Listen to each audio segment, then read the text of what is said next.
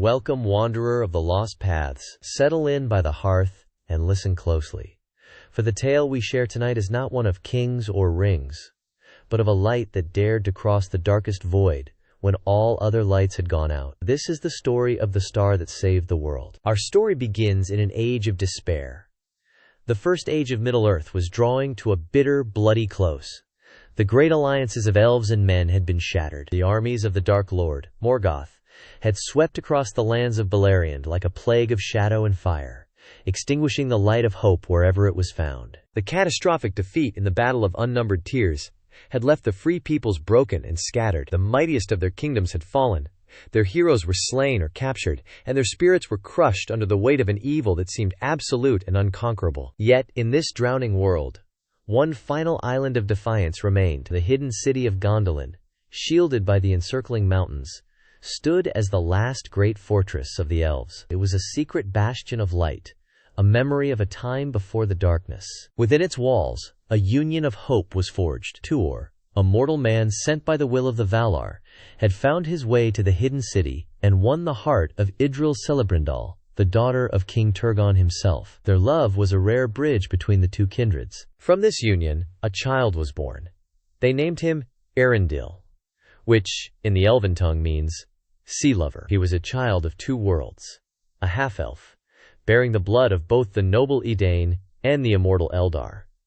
In his veins flowed the fate of both races. But peace could not last. Morgoth's spies eventually uncovered the location of the Hidden Kingdom. An army of unimaginable horror, orcs, balrogs, and the first dragons, was unleashed upon Gondolin.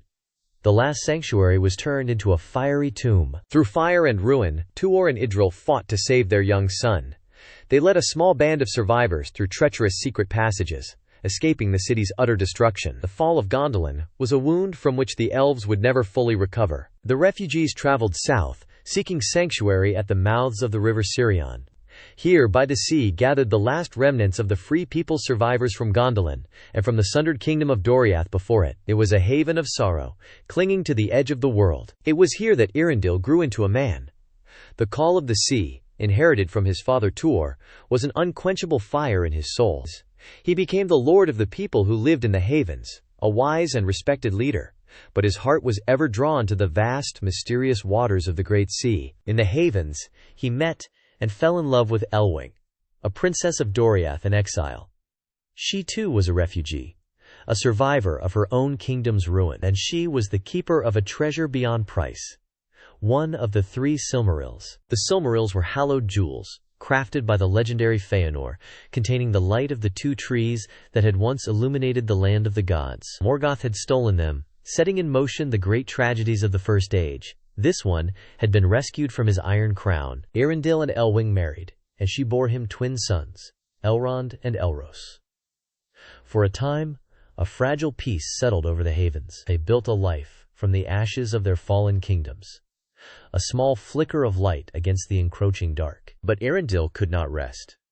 He believed that somewhere across the sea lay the undying lands of Valinor, the home of the Valar, the godlike beings who had shaped the world. He built a mighty ship, the most beautiful ever made, and named it Vingelot, the foam flower. His first voyages were driven by a search for his father Tuor, who had sailed west with Eärendil and never returned. With a small crew of brave mariners, Eärendil sailed the trackless oceans, facing monstrous storms and creatures of the deep, but he found nothing. The seas were empty, the lands he discovered were barren, and the way to Valinor was hidden, shielded by enchantments that no mortal vessel could pass. He returned to the havens time and again with a heavy heart, his hope dwindling with each failed journey. While he was away on one such desperate voyage, the greatest tragedy yet befell his people. The surviving sons of Feanor, bound by a terrible oath to reclaim the Silmarils at any cost, learned that Elwing possessed the jewel. They descended upon the havens with fire and sword. This was the third kinslaying, the most grievous of the elven civil wars. In their madness to fulfill their oath, the sons of Feanor attacked the refugee settlement, slaughtering the survivors of Gondolin and Doriath in a brutal assault. To prevent the hallowed jewel from falling into their hands, Elwing made a desperate choice. With her enemies closing in, she clutched the Silmaril to her breast and cast herself from the cliffs into the raging, unforgiving sea below. But the Vala of the Seas, Ulmo, would not allow the light of the Silmaril to be extinguished. He lifted Elwing from the waves and gave her the likeness of a great white bird. Upon her breast, the Silmaril shone like a star. She flew through the night and the storm, a streak of silver against the black. She found Vingelot far out at sea, and, utterly spent, fell upon its deck.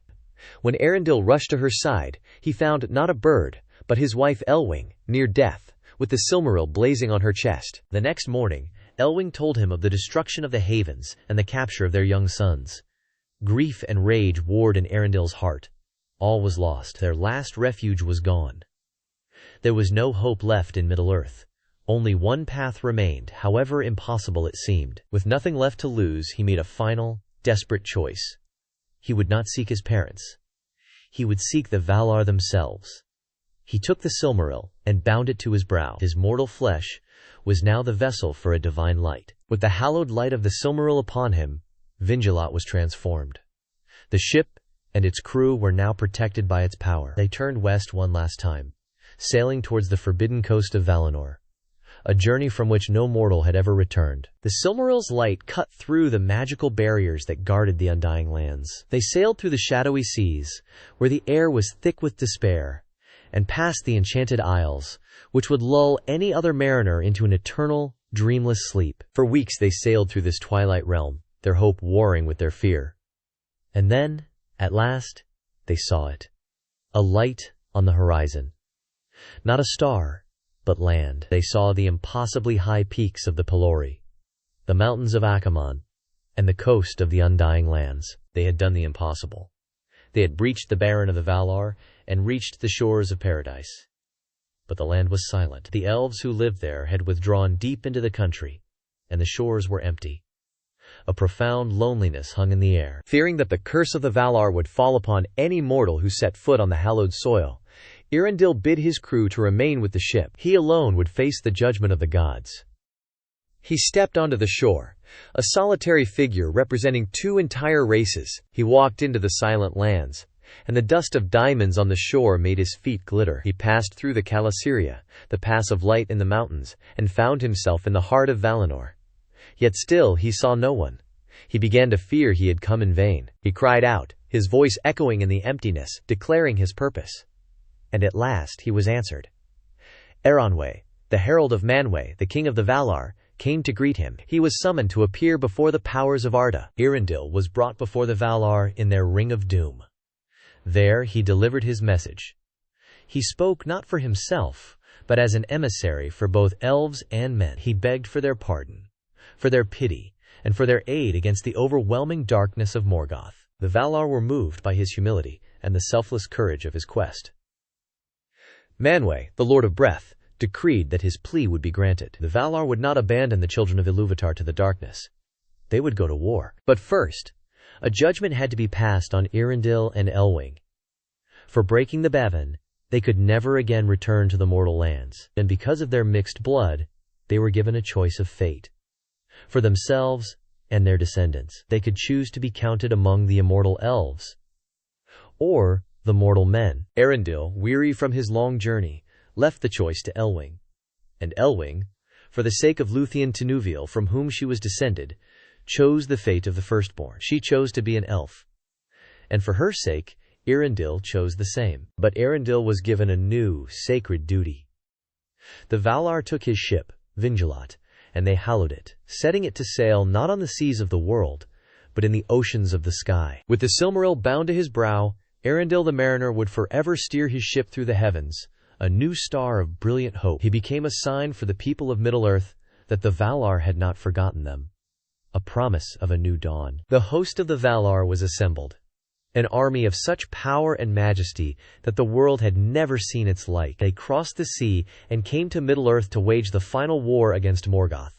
This was the War of Wrath. The war raged for decades. The face of Beleriand was shattered and reshaped by the fury of the conflict. The power of the Valar was unleashed, and the armies of Angband were scoured from the north. But Morgoth had one final, terrible weapon. From the pits of Angband, he unleashed a fleet of winged dragons, the like of which had never been seen. They were led by Ancalagon the Black, greatest of all dragons, and the host of the Valar was driven back by this storm of fire. But as the dawn came, a new light appeared in the sky. Eärendil came, at the helm of Vingilot, shining with a flame that was white and dazzling. He was joined by all the great birds of the sky, with Thorondor, the king of eagles, at their head. A battle was fought in the air that lasted for a full day and night. Eärendil, the mariner from a mortal world, clad in the light of a holy star, fought with Ancalagon, the mightiest creation of evil. Before the rising of the sun, Eärendil was victorious.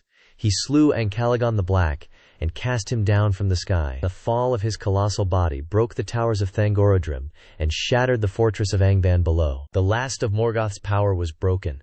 The Dark Lord was captured, bound in chains, and thrust out of the world into the timeless void. The First Age was over. The tyranny that had lasted for centuries was finally at an end. And though the lands of Beleriand were broken and drowned beneath the sea, a new age dawned for the people of Middle-earth. And every night they could look up and see the Star of Eärendil, a permanent reminder of the half-elven mariner who sailed beyond the forbidden seas and saved the world with a star on his brow. If the light of Eärendil's star has found its way into your spirit, share its warmth with a like and subscribe to our chronicle. For many tales of courage and sacrifice still lie sleeping in these forgotten pages, waiting to be told.